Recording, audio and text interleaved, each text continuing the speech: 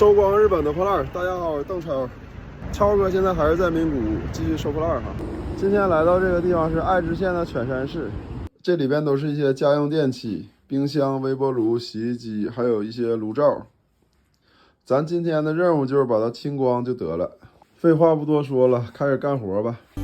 希望你被这个世界爱着，希望你笑了是真的快乐，希望你遇见过山的浑浊，眼里依然有海的清澈，希望你被这个世界爱着，希望你哭了也是幸福的，希望你爱过一路风雨曲折，心里依然在那梦。这些好像都好使，这都是在库里放着，只不过人家不用了哈。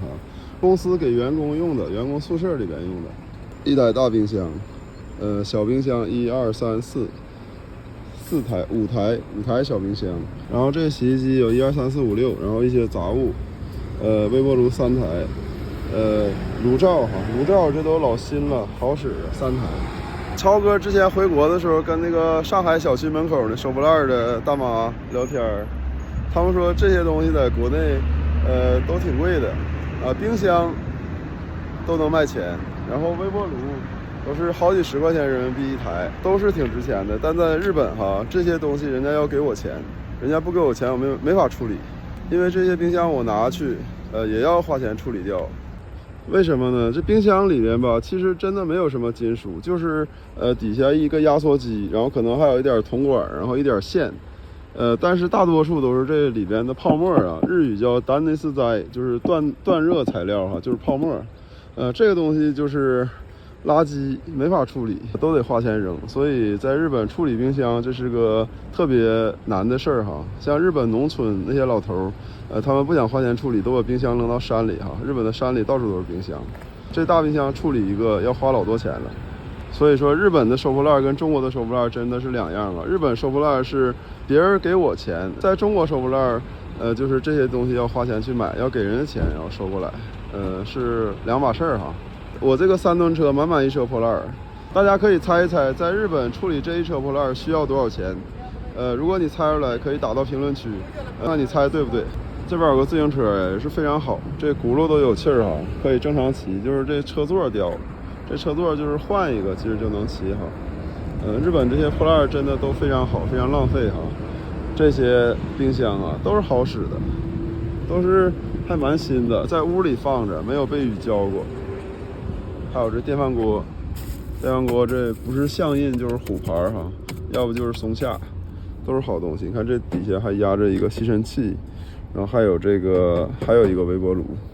还有一些瓷器，有3箱瓷器哈，我为了保护它，都放在这个下边的，不好拿呀，我就随便拽出来2个给大家看看啊。这个，你看这下边还有字儿呢，这也不知道哪块造的哈。今天一会儿还有一家拆2个空调，然后处理2张床，然后超哥就可以下班了。现在到中午了，肚子有点饿啊，先在便利店吃口饭，给大家看看日本收破烂的中午都吃啥啊。一瓶大水，一个魔爪，这是0糖的哈，0糖 zero sugar， 然后一个罐头鱼，一个鸡胸肉。我现在减肥啊，因为前段时间回国了，太胖了，现在这都是吃的减肥餐。这个鱼人家也没给我筷子啊。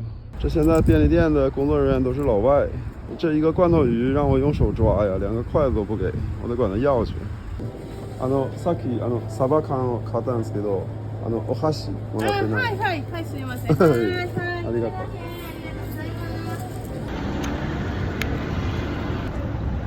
吃鱼绝对不胖啊，都是蛋白质。虽然收破烂累，但是减肥要继续哈。